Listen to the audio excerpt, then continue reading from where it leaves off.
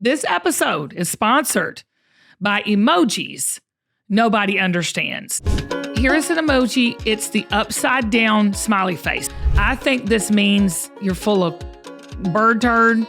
That's what I think this one means. Because a lot of people think they're happy and all this, and really they jacked up, they messed up.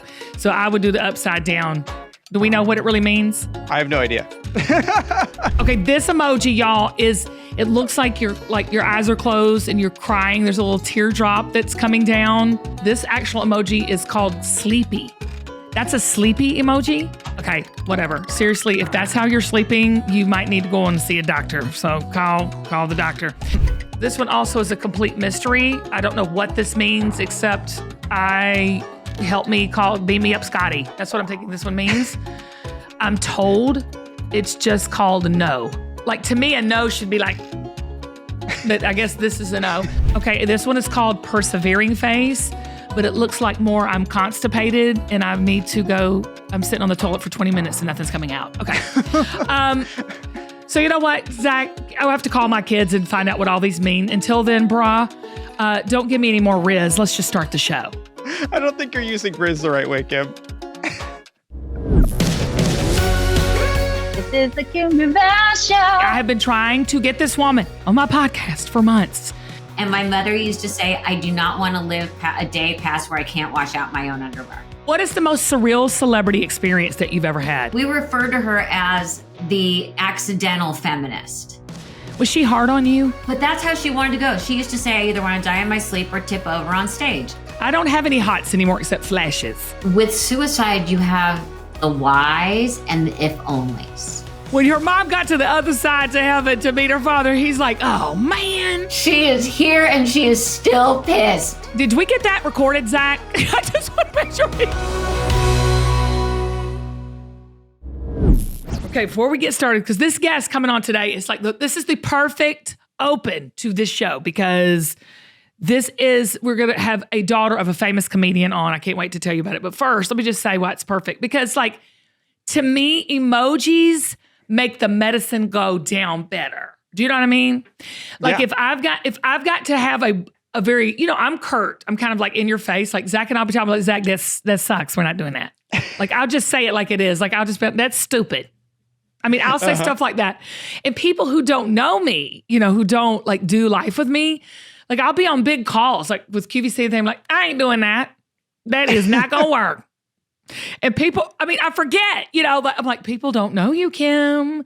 But if I had a little emoji, if I just that ain't going to work, and I hold up a little smiley face, maybe that would ease it, because I do that in text. I think it really helps me.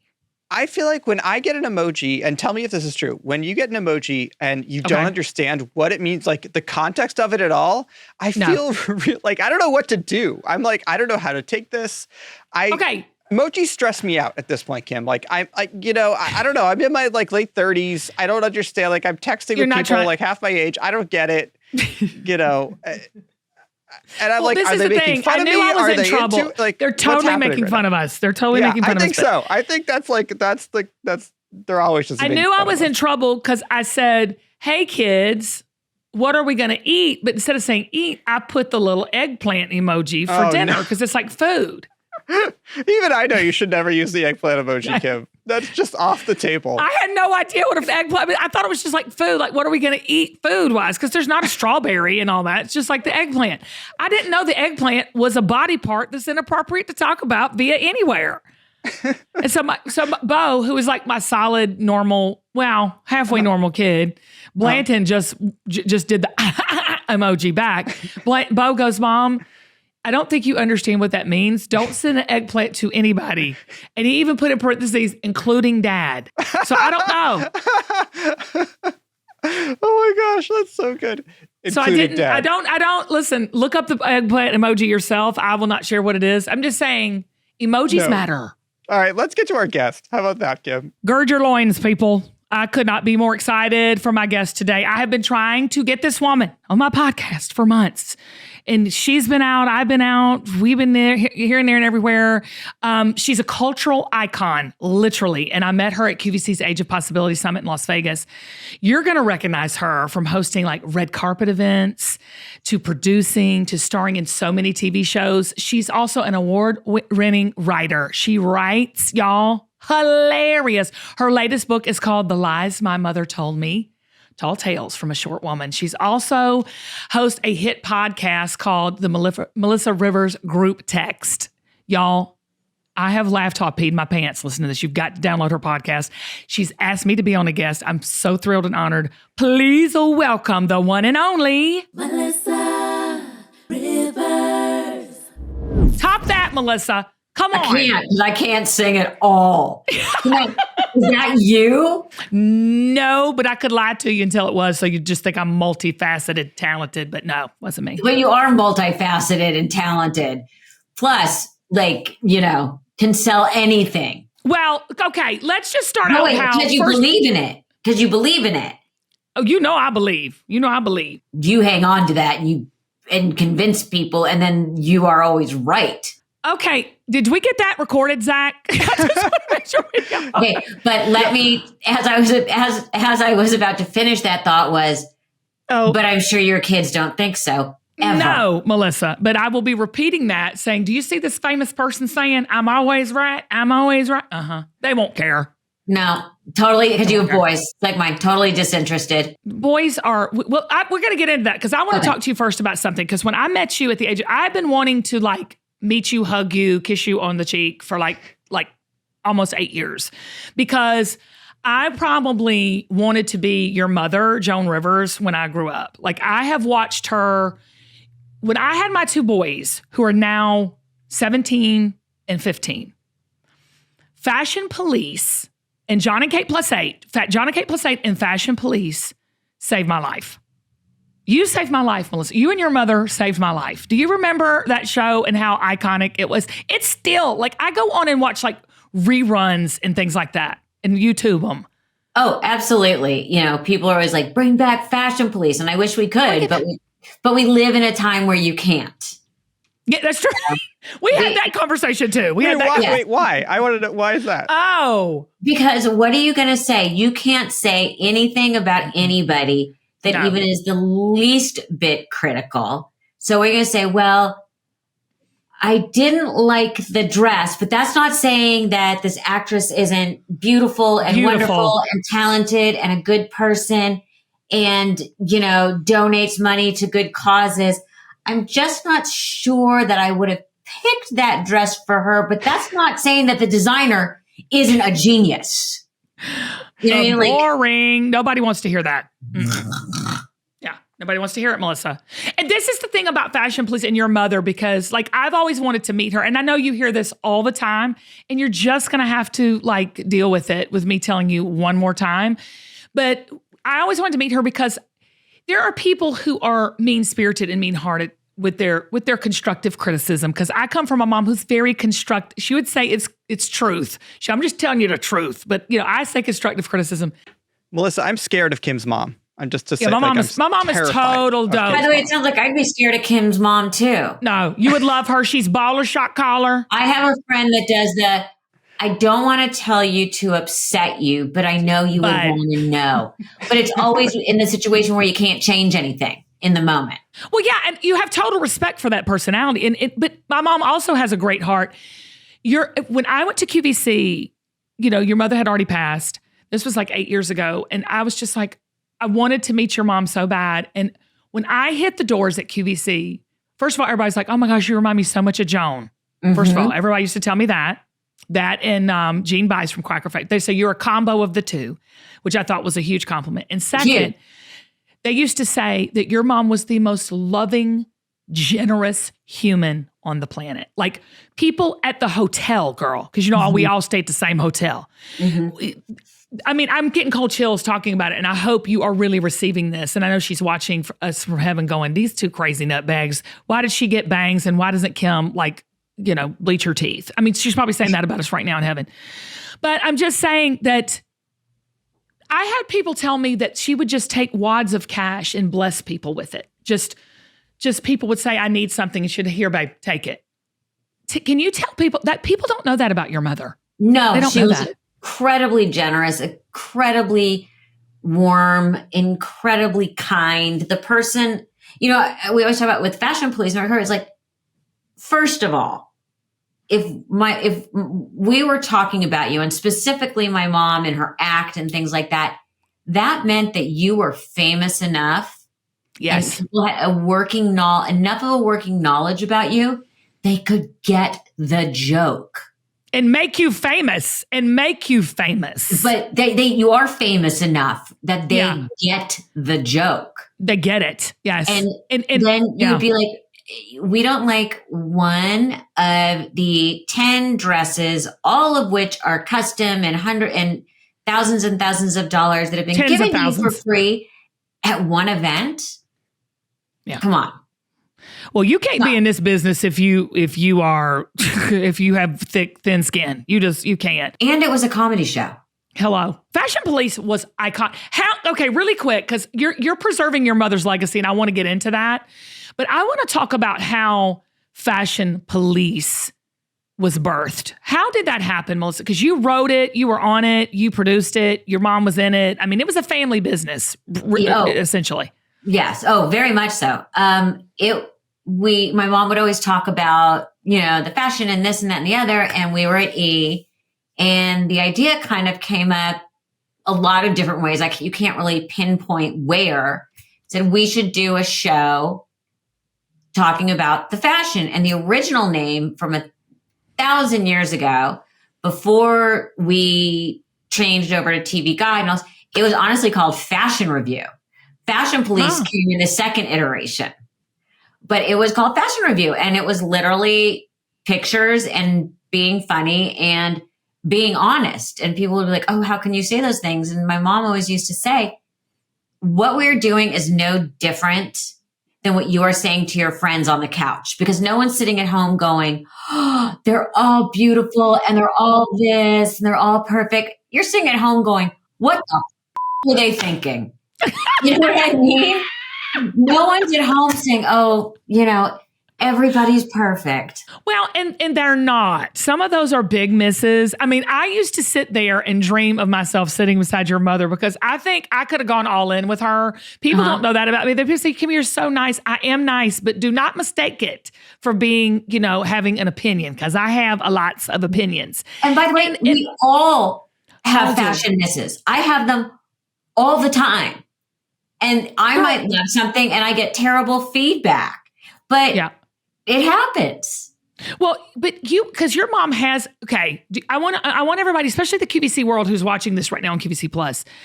Joan's brand is not only is it still going strong, it is in a growth mode. Yeah. Because first of all, Bitsy, who is your on-air guest and your ambassador, is my style guru. I love her. She is amazing. I want to be Bitsy. I love this woman with everything that I've got. She has such class and taste. And I love David. Oh my God, David, I love you. He's the president of our company. And Bitsy's one of those women who can put on a trash bag, throw a belt on, and you're like, oh my God, how do I wear that?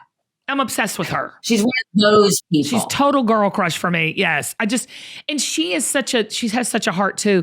Why do you think this legacy of your mom's clothing brand? I mean, I have bought her root powder. I bought her jewelry. I got so many bees. I could start flying. Isn't the root powder the best? I want to bring it back because I have not yet found a better. When are you going to bring it? Bring it back? Is it gone? Hopefully, it's not gone. It's just in smaller quantities. But I'm telling you, it is the best ever. Why? Because first of all, she loved fashion. Yeah, she was so gorgeous. I mean, gorgeous woman physically too. I mean, just beautiful. She understood what was, and I hate the word wearable. Yes. But no, it's a good word. But because it's like anyone who follows fashion, what you see on the runway and see through and this and that, the other isn't what actually gets shipped to the stores. No. It was a much different version. And I think my mother found where you can have all the style and all that certain something and look so pulled together while it was still workable. I always, I need, with my clothes, I'm always like ease of use. Right. You've got style though, too. Thank you. But she would look for things that made a difference in the clothing. If it was a collar, if it was this, she was able to elevate. Totally keep it wearable and classy. Gosh, she had such taste. But wasn't it her and Jacqueline Smith are the two that really stepped into this, like having your brands with your names? Weren't they kind of pioneers? I know Joan was, especially for like e-commerce and selling on television. Wasn't your mom that pioneer that really stepped into it and just connected so much with the audience? How long ago? Oh God, I don't know. She was always into fashion. Always, even before QVC and all of that, always into fashion. When she was hosting the Tonight Show, but even before that, she was always into fashion from the time she could walk. As for Jacqueline Smith, I don't know. I just remember looking at ads as a little girl, the Jacqueline Smith collection. Yeah, and your mom had them too. Like your mom was like the one. She was, I just remember those women being so classy and really taking their giftings, because how did comedy and fashion and funny all go hand in hand? I mean, there's something profound there because fashion is about expressing yourself in many ways that's real. And your mom was 100% who she was. Yeah. And, you're not going to take the funny out of someone, and she wasn't ever going to, and also with her, she was never going to pretend she was someone she wasn't. Never. And I think it was that kind of honesty. And one of the reasons that all of our red carpets and Fashion Police and all the whole Joan and Melissa stuff worked was because it was an organic relationship and everybody could relate to it. If they couldn't relate to her, they related to me. They related to the conflict. They were, the eye rolling, the this, that, you know what I mean? Was she hard on you? Oh yeah. Give us a real Melissa and Joan, moment. My parents were incredibly traditional. So real moments were the same thing that everybody had at home.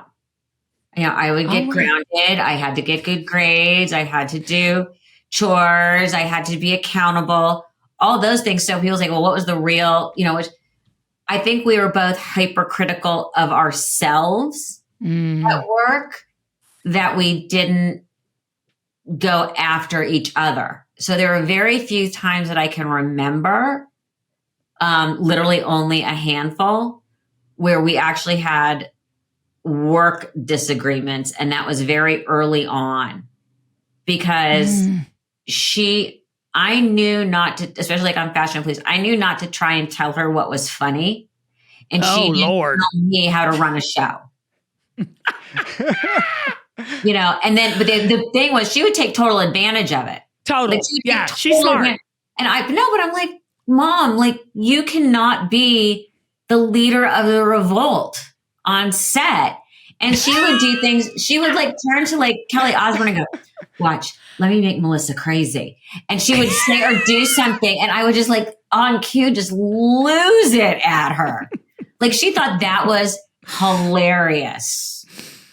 Yeah. She quite enjoyed torturing me for her own amusement. I don't mean to get serious, but do you really miss her, girl? How much do you miss her? It's 10 years this year, which is crazy. I know. But again, grief is grief is grief. Yeah.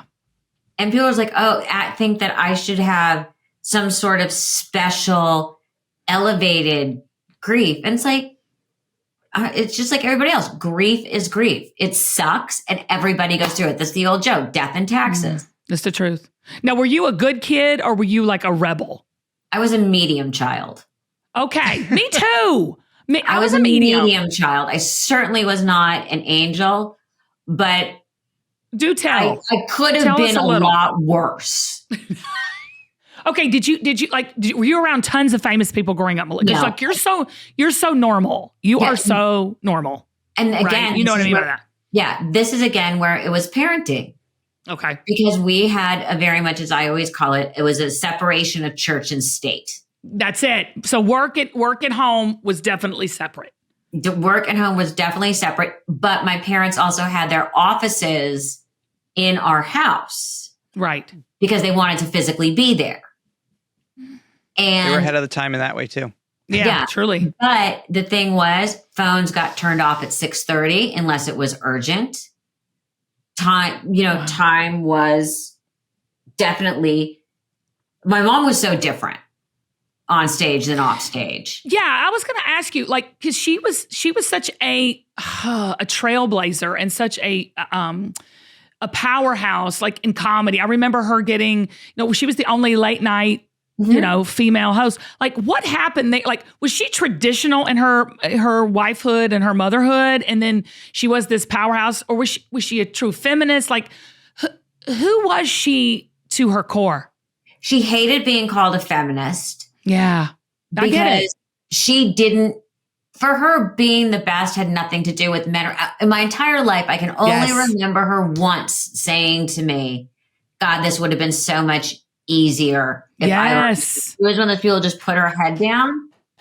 And I think we all know it would have been easier, but she never felt like she had to be, I don't even know the words I'm looking for. Traditional to a point at home. But the best example is up until the day she died, my friends still called her Mrs. Rosenberg or Mrs. R. And the phone at her house was answered Rosenberg Residence. And that was her married last name. Wow. It was such a difference of people.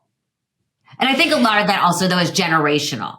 It's generational, but she honored femininity. She really did. Like, she told it like it was. And sometimes she was just downright like crass. I mean, she didn't care. Yeah. I mean, she didn't hold anything back, but at the same time, there was such a femininity to it. I know that sounds bizarre. We refer to her as the accidental feminist. Got it. Makes sense. Yeah. You said your mother hated getting older, but she worked up until she passed. I mean, like, she was in her 80s, correct? Correct. She was 81 and she performed the night before. Oh, God. But that's how she wanted to go. She used to say, I either want to die in my sleep or tip over on stage. I do not want to be old and infirm. And she had this wonderful dresser in Vegas for all these years. And in Vegas, it was part of our family, this woman, Ann Pierce. And she had this very heavy Southern accent. She was from Lord, I love. Yeah, Brownwood, Texas. Okay. And my mother always said, or was it Brownville? Was one of them. And she used to, my mom would go, she would never let Annie wash her underwear because she thought that was awful. And Annie used to be like, Anne used to be like, now, Joan, it's part of my job. Just give me those pantyhose. And my mother used to say, I do not want to live a day past where I can't wash out my own underwear. I love it. Well, this is the thing. If your mom was alive today, she would be leading the charge in this Over 50 and Fabulous campaign that you and I are part of, this Q50. Yes. And you changed your name to Rivers when you were in your 20s, right? Like, you decided to. It started right out of college. And everyone's like, why? I'm like, my dad committed suicide. Yeah. And I was very angry.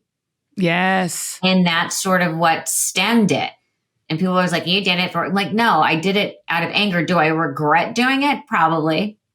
But so be it, or not regret it. Like, would I have made a different decision now? Yeah. But you're talking to a 19, 20-year-old who was really pissed off and wanted, to distance myself as far as I could. Do you talk about it in the book?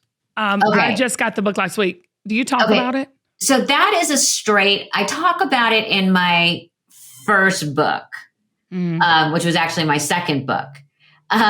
This book that you just got is a straight up comedy book. I love it already. I read the first chapter. There is nothing real in that book. Like, we talk about my mother would just come up with we would make up these conflated stories. Like, we have a story in the book about my mother being text buddies with the Pope because they met at theater, standing in the line for the bathroom. And people say, oh my God, did she really tell you these things? I'm like, my mother never knew the Pope. I can promise you that, let alone have his cell phone. But I wanted to write a book. Everyone can't believe it because my writing partner, I capture her voice. So exactly, people are like, that really happened. I'm like, no, it didn't really happen. We weren't driving through India and my mother was throwing candy out the window. No, it didn't happen. That could have happened. Because I'm telling you, people said Joan Rivers gave me a wad of cash one time. And I was just like, she was just like, here, be blessed. This episode is sponsored by Ro Body. And if you've listened to this show for a while, then you know I have lost 50 pounds over the last year. And I had spent decades trying to lose weight, and it finally happened. And it's changed my life, y'all. It's changed my mindset. It's changed the way I look at myself. It's changed the way I feel. I wish I had known over a year ago about Ro Body before I lost my weight, because they have this program that pairs a weekly shot with a healthy lifestyle change that supports you along the way. Y'all, over 200,000 people have already chosen Ro Body to help them lose weight. You can sign up online from the comfort of your own home. And the Ro Body program members have support throughout the whole process with insurance and with creating a weight loss plan that works for you. Y'all, on average, the weight loss is 15 to 20% in 1 year with healthy lifestyle changes. BMI and other eligibility criteria apply. Go to ro.co/Kim. Memberships start at just $99 for your first month. Now, the medication costs are separate. That's ro.co/Kim.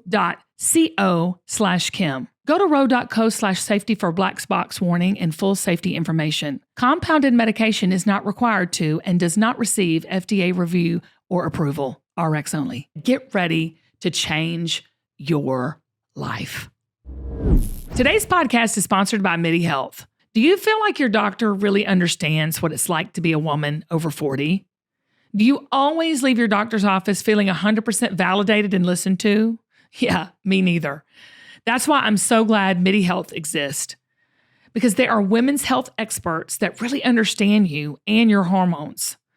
I just turned 53 and I'm in the middle of menopause. So if you're like me, then you know what we're dealing with. Hot flashes, insomnia, brain fog, moodiness, weight changes, and fatigue, as well as 100 other things I would love to talk to an expert about.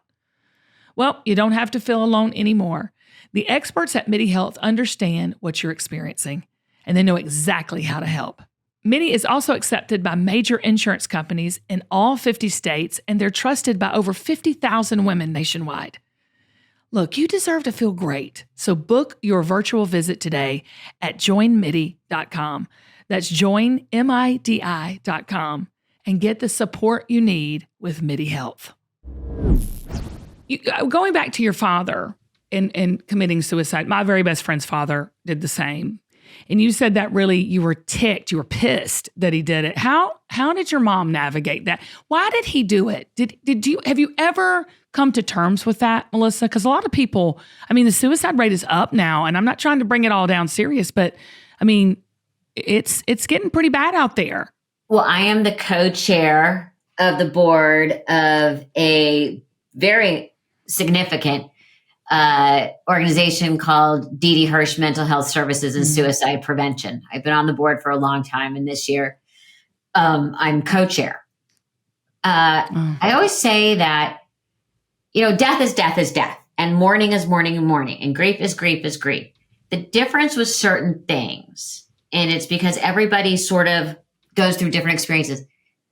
With suicide, you have what I call the whys and the if onlys. Yeah. Yes. And you can, in most cases, you have to let them go. Why? Maybe someone was terminally ill. There are some whys. But the bottom line is there aren't always whys. A lot of it, of course, is tied back to mental health and things like that. But I know my father was highly depressed. And back in those days, they didn't have what they now call pharmacologists. And all these doctors, after his heart attack, had him on a bunch of different combinations of meds because this one upset his ulcer, and then the one for his heart upset his back, whatever it was. And there was no one person. And we know that affected his depression. Sure. We know that now, but we certainly didn't know it then. So, suicide, the hard thing is, to get your head around is they say, now I don't know, but I've been told this, that when someone decides to do it, they actually feel relief. And that really helped me personally. Which I never would have thought of unless I had spoken to a number of suicide attempt survivors. But suicide wreaks havoc on everyone around you. It does. My mother and I didn't speak for almost a year. We had to choose to come back together. Oh my gosh, I didn't know that. Yeah, it was very hard on our relationship. It's very hard on all relationships. For us personally, I can say I forgave my father and have forgiven my father. Yes. I am very comfortable saying what he did was so incredibly wrong and awful and selfish, but that doesn't take away that I loved him and respected him.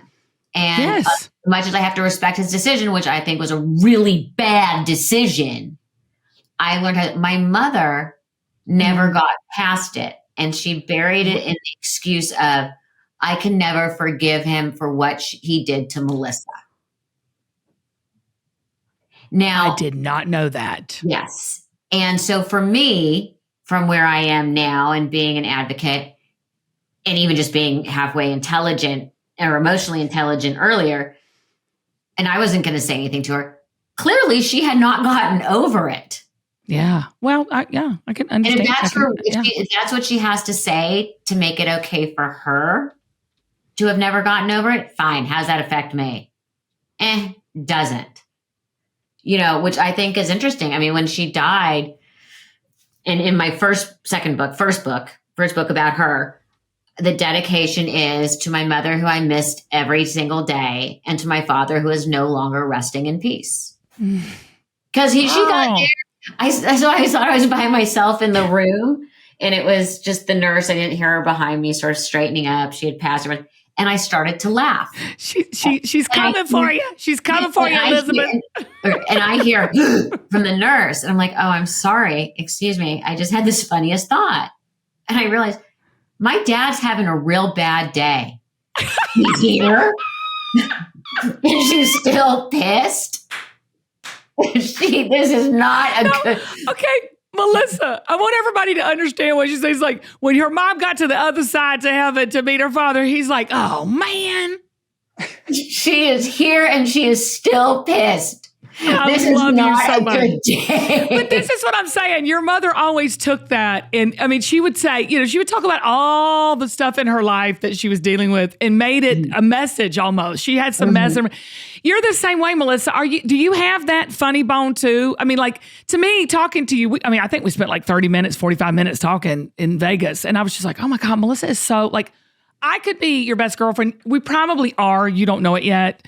But you don't live near each other. If we live near each other, it's on like Donkey Kong. I mean, I just, you're so down to earth and real. Do you have that funny bone like your mom did? I mean, because you were a hilarious girl. Your one-liners are priceless. I think I'm funny. I would never dare to say I'm funny as my mom. Funny cannot be learned. No, it's in you. It's not. I was fortunate enough to grow up, and my dad was incredibly dry and incredibly funny. And I find that my humor is much closer to my dad's, which is why I was able to make my mom laugh. Right. Yeah, you reminded. Okay, but you just got engaged because we were talking about it in Vegas and the love of your life. Like, I mean, are you just like a teenage girl? Are y'all making out all the time and all that? Oh God, no. At a certain age. Okay. Do you see what I'm saying? Oh God, no. No, and I don't, I think, me neither, girl. We're similar in age. And at one point you learn it's more about the relationship than the hots. Yeah. I don't have any hots anymore except flashes. Exactly. But a very good friend of my mother's, who was this very famous actress from England, who was like my mother's surrogate mother once, and she slept with everybody back in the day. Can you tell who it is? Can you tell who it is or not? You wouldn't know her. It was a famous actress named Carl Brown. Okay. She was Laurence Olivier's Lady Macbeth, and it was that whole British sort of time. Yeah. Oh yeah, that's like the uppity. Yes, upper crust. Yeah. And she was wickedly funny. And I remember her, and I was young, saying to me, after the first 3 months, it doesn't matter. The isn't that good anymore. She's right. She's right. She's right. You've done all your showing up off within the first 6 months. You don't have any tricks left. And I'd rather have a good meal and a great laugh. I swear, like my husband and I, we laugh more than we do anything else. So fill in the blank there. There's nothing like it. The companionship, the love. So you're in love. When are y'all getting married, Melissa? Am I invited to the wedding? And by the way, of course we still like having sex, but it's not, no one's going home tearing the other person's clothes off. Good to hear. See, I feel normal. Yeah, totally. Like, it's healthy, it's appropriate, it's good. But it's I'm not just as happy all that. Go to sleep. Yeah. What vacation is for. Yeah. And I got to tell you, like Travis and I lay in bed, and it's unfortunately or unfortunately, however you want to look at it for dudes. I mean, he's watching QVC now with me. So, I mean, he's hooked. Mm-hmm. Bless him. Okay, Melissa, tell me this. The podcast, it is everything. It is hilarious. Thank you. What made you start it? It's called Melissa Rivers Group Text. You got to tell me how it started, because people, you have to download this. How did it start? It started that I have lots of different, as we all do, groups of friends. You do. And, some play well with each other, others don't. And I find in my life, I have multiple different groups. And I always had, you've got the group text with this one, the group text with that one. But I noticed give me your groups, Melissa. Break it down, your groups. Like, okay, so break down the group, because I know what you mean by that. But break down your groups. We have a group called Only the Best People, which are my college friends and a few of their spouses. But Steve was like, do I get to be on the Only the Best People group? I'm like, yeah, you do now, but you don't get to be on the super private one, which doesn't, Then I have one group of girlfriends.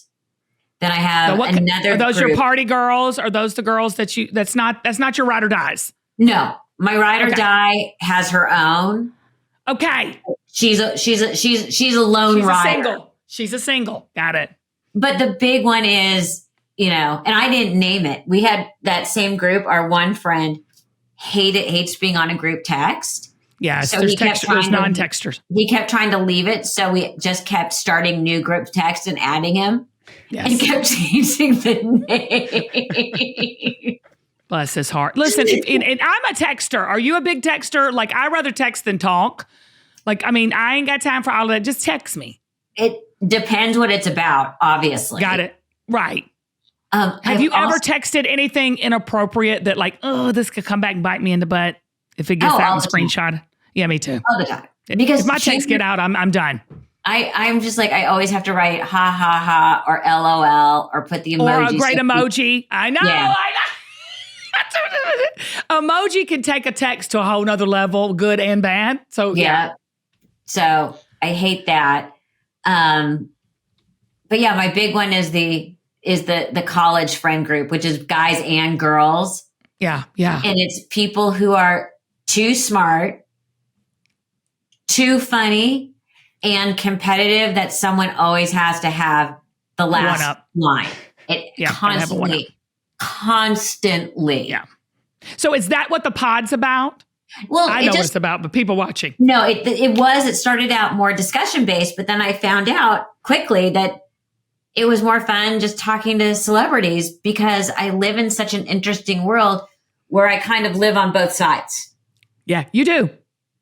That's what I'm saying. You're just one of us. And then you have these celebrity people. Right. It's amazing. But on the other hand, I've walked both sides of the red carpet. Yes. So I can have conversations with people and celebrities in particular, that I can ask questions that most people can't because I come from experience. And you also come from Joan Rivers, so that too. You have that. You have that. Okay, before you go, I just want to do one thing because we always do this with everybody, Melissa. I'm just so thrilled. You are so smart, y'all. You don't even know. I talked to this woman for 45 minutes, and I thought to myself, "Oh my gosh, she's my people," and that's what you do, Melissa. You make people feel at home in a very real way. I mean, you really do. I get emotional thinking about not meeting your mother, but I'm talking to you. I'm like, God, now I know why Melissa's so great. I mean, you just have that thing. I wish you would be on as a guest at QVC because you would kill. People would love you. They do already. Thank you. But before you go, we've got to do a rapid fire. I just asked these one-line questions. What comes up, comes out. I want you to like channel your mother right now. Just oh God. Bam. Do not hold anything back. That'll ruin my day. Okay. No. This is it. I'm telling you, it's going to be magical. And now that we're best friends and I'm on the text strand, and I'll be on the podcast, we're friends. So here we go. I won't. We're all good. Okay, here we go. Rapid fire questions. What is your last text message that you sent? Can you read it? Just verbatim. What was your last text message? Just pick it up and put it out. Last text message was wishing a friend happy birthday. Oh, that's good. Okay, that's good. Anything else? My last interesting one. That's my point. Hold on. I'm trying to find one from. Oh, here we go. We were on a whole thing about God only knows what. Oh, a friend of ours rewrote the words to a song.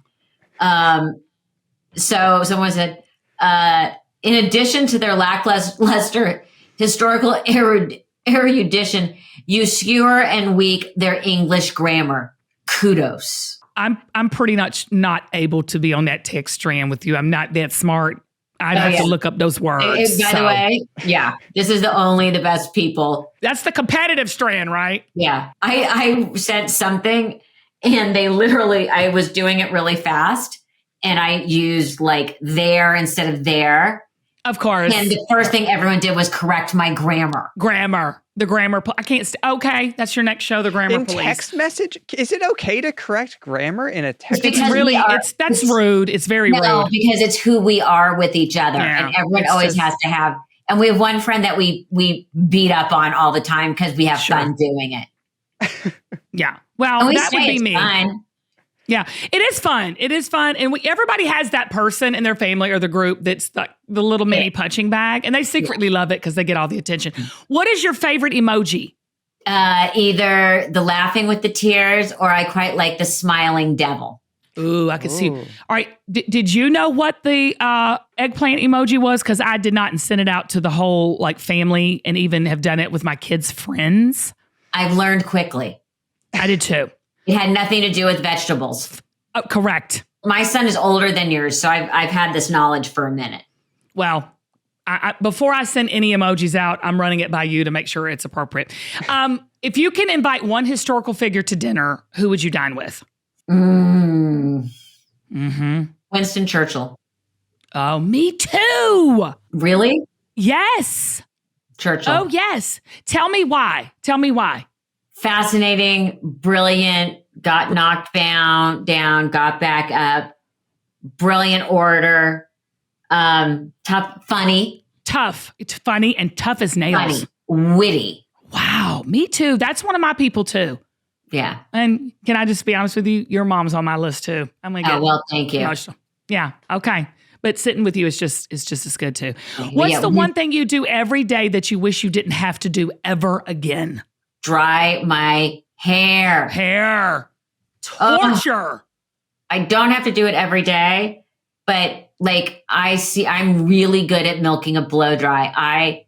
I'm terrible at it, and I hate doing it. Do you have really thick hair? See, I have really fine and thin hair, so I have to load it up with product. What about yours? I have really wavy, curly hair. Yeah. Oh gosh. So to get it straight, it's a job. It's like you have to have muscles. Yeah. Yeah, but I like the fact that I can just do the front and put the rest in a pony. Yeah. I love the bangs too. I know you said your mom wouldn't like them, but they're precious. I love it. And I have all calyx along the front, so it's a commitment. Sometimes I do it just so I don't have to blow dry my hair. I will let my hair go 4, even 5 days without washing it. And I don't want anybody judging me because I don't care what you think. No way. It's why God invented dry shampoo. Hello. Okay. What is the most surreal celebrity experience that you've ever had, Melissa? I horribly embarrassed myself in front of Peyton Manning. because I was such a fan and made such a fool of myself. Like, tell us what you did. Tell us what you did. So I get to meet him and I'm like near tears. I can't believe this is happening to me. Did you have a crush on him? Like you thought he was hot? No, I'm a huge sports nut. Oh, okay. Oh. Okay. And I was a hardcore Peyton is better than Tom Brady person. Oh. And I had that's controversial. But I had very good reasons why I felt that way. Personal reasons or sports reasons? Sports reasons. Okay, good. By the way, and I still believe Tom Brady is, and Peyton Manning, the greatest. I think they're fantastic, both of them. Up there, I think, Yeah. But I was hardcore Peyton. Got it. And I got to meet him. And of course, I stumbled my way through. I'm such a fan. And we were at an event. Sure. And then I said, when I play Madden, I pretend I'm you. Okay. So it was Stalker 19. Yeah. And then the next day I went up, it was a 2-day event it was at the Indy 500. And I went up to sort of like redeem myself. And I just kept saying the same shit to the point that another friend of mine came up and like had to like excuse me.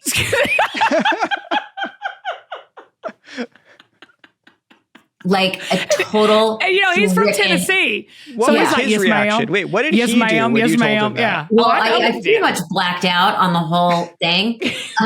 But the first, he was trying to be gracious, but all of a sudden he's huge and you have this 5'3", almost sobbing, quote unquote, celebrity at the same event as you that you can't get away from all weekend. And I did it also like an idiot. I did it at our 250 event. With who? I swear to God, I stalked Billie Jean King. Oh my God, me too. And Martha Stewart. I was crazy nutbag.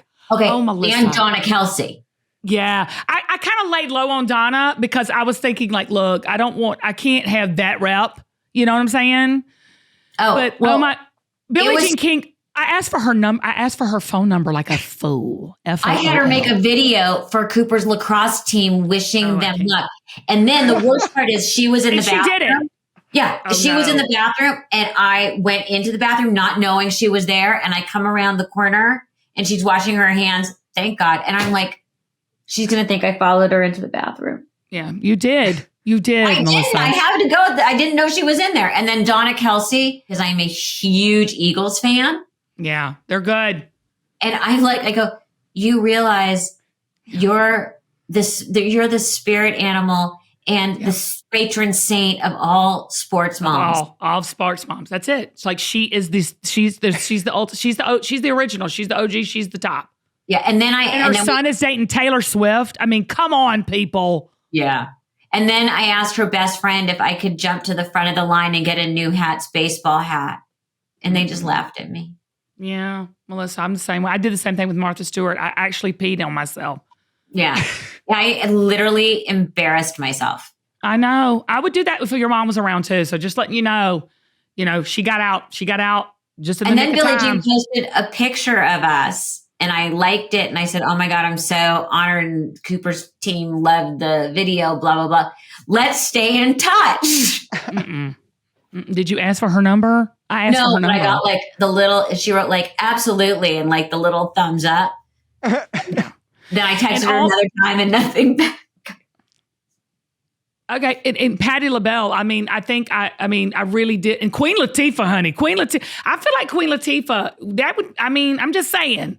There was a lot of people there. But see, I felt that way about you. But I thought, I don't want to be stupid. I don't want to be cheesy. And, finally, my mom said, look, be cheesy. Go up and talk to the woman. Just tell her what you mean to say. My mom tells it like it is, too. So I was busy stalking. Stalker 19. Okay, who would you play? Who would play you in a movie of your life?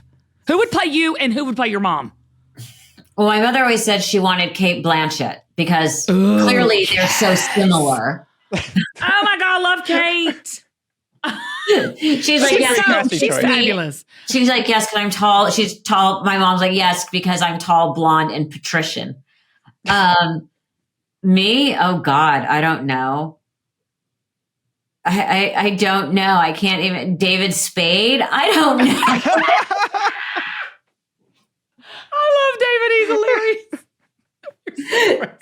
Sarcastic and not, and hair is usually slightly unkempt. I don't know. I love you. I swear. Okay. As a child, what was the moment you realized like your mom and dad were like famous? Like when did that hit you? You were like, what? You never have that moment because it's something you bring it with. So it's just like background noise. Like you never have that moment where it dawns on you. Okay. Well, that's fair. That's fair enough. Are our cell phones listening to us? Oh God. It is when you forget to hang up on someone. Oh, I've done it. We've all done it. Have you ever texted the wrong person? All the time. About somebody else and you were texting about them to someone else and you text it to them? I don't think I've gone that far, but I've done it. I have done a lot of long rambling texts to people that they were not intended for. We've all done it. And then you got to back your way out of it. I said, they'll text me back, wrong Maria. I'm like, sorry. All the time. What TV show are you watching right now that you love? What are we? We've gotten really into, you're going to laugh. Oh, Lord. We've gotten really into Family Feud. Okay, Steve Harvey. Yes, he said my brother from another mother. Yes, I love Steve. People's answers are so... You couldn't write it. Absurd. So I have to say we're laughing at it. Yeah. You're being entertained. Yes. Yes. Yeah, it's fantastic. You can't make that stuff up. No. You can't make it up. No. What does being an icon mean to you? Someone who put their stamp on their place in history. But I think, they have to also be a bit of trailblazers. Like when you say iconic, it was the kind of first of its kind. First of its kind. Yeah. What was the funniest joke you had with your mom? Well, like I said, she really enjoyed trying to set me off. Yeah. And that was her own sick humor because she would literally say, watch, I'm going to get her upset right now. And she would say something and I would just lose it, Or she would say, oh, I'm going to do X, Y, Z. Like, don't you dare. Like she's like, how can you still fall for this? Yeah. Yeah. It's because it's your mom. Yeah. All right. Who is your celebrity crush? Oh, my current one? Yeah. Oh, Ryan Reynolds. Everybody's saying Ryan Reynolds. Everybody. Is it because of Deadpool? No, it's because he's handsome and he's hot. He is hilarious. He's funny. Hilarious. He's funny. Yeah. Ryan Reynolds. That's a good one. Favorite junk food, sweet and salty. Again, that all rotates. Okay. This week I would be a combo with the sea salt chocolate chip cookies. I had those at a dinner party. They were really good. Wow. What's your down and dirty fast food drive-through? Nobody should know, but McDonald's or Jack in the Box tacos. Okay, McDonald's what? The French fries, Big Mac? Wait. Sorry. No, hold on. I got to. Okay. Hold on. I got to do McDonald's first. Yeah. Like, what's your go-to McDonald's? I love the fries. I would normally, like as a kid, I would do the quarter pounder, but now I just do the regular hamburger. Just because I get sort of the same satisfaction and not having to have the whole quarter pounder. Get the same high. Okay, the tacos. Okay, there you go. Jack in the Box tacos. Okay, they used to have a thing called the super taco, which I don't think they have anymore. I think they just have like the normal tacos and the little mini tacos. But a Jack in the Box super taco and the seasoned curly fries with a Diet Coke. Well, it has to be diet because you're watching. Yeah. Okay. Happy camper. I love it. We used to in college get the meaty breakfast burrito from Jack in the Box. Oh, that's good. I never did that, but I loved. Yeah, but also like Cooper has inherited this from me, a strange love of Taco Bell. Oh, Taco Bell is everything. Yes. Or as we like to call it, Taco Hell.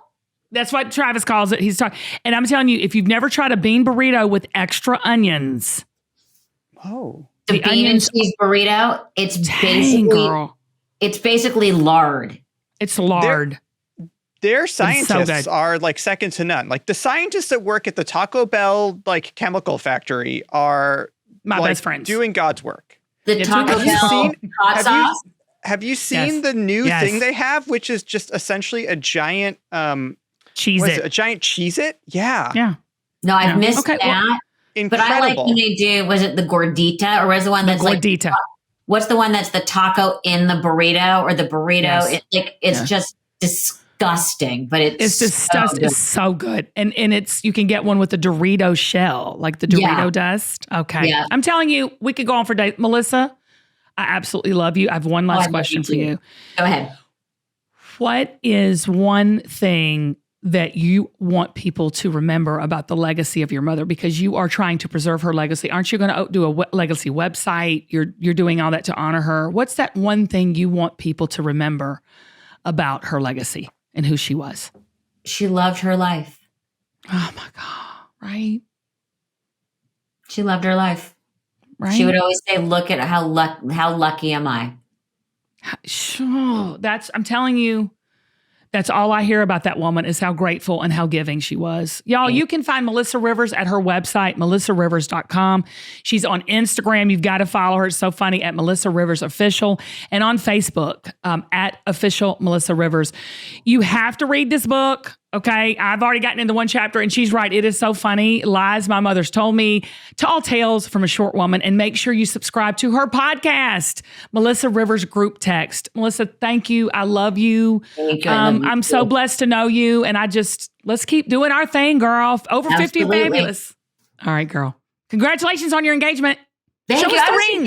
As you're leaving, show us the ring. I showed it to you in person. Ooh. I know, but I want people to see. Is that real? No, it's Dominique. It's Dominique. There you go. There you go. It's A327292. All right, y'all grab it. It's got a J number. Oh my God. Oh, that's right. J272926. It's got a J number. I love it. All right, girl. We'll talk soon. I'm having a bad vision day. I think these are old contacts, so I've got to do some new ones. I am an emoji nut job. I love it so much. So the fact that this episode is sponsored by emojis makes me happy. Okay. Am I allowed to swear? Yeah, why not? Do it. Go for it. Ugh. I like how you were like, it's a. Oh, yeah. Let's just start the show. Let's start it. If you like this episode, here's another one I think you're going to love. Zach, how long am I going to have to point at this? Is this enough?